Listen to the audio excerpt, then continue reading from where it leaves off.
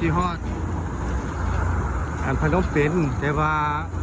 อีกอยู่100 กว่าลัก120 กว่า30อันที่ว่าเทียบก็เป็นเทียบอันบอดี้คำไซส์แหละครับพระฮอดบอดี้คำไซส์อันเทียบบ้านของเขา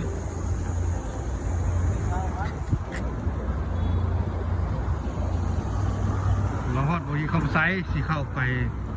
แล้วก็หลวงจันทร์เบื้องสูงท่านเทียบบ้านเขาว่าแบบง่ายๆ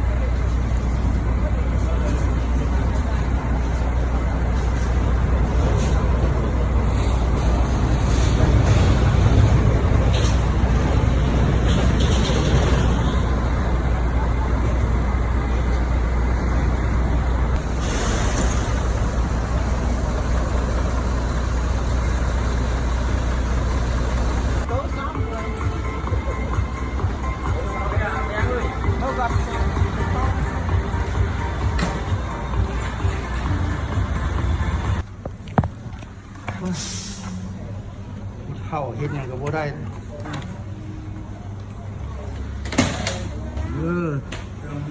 มา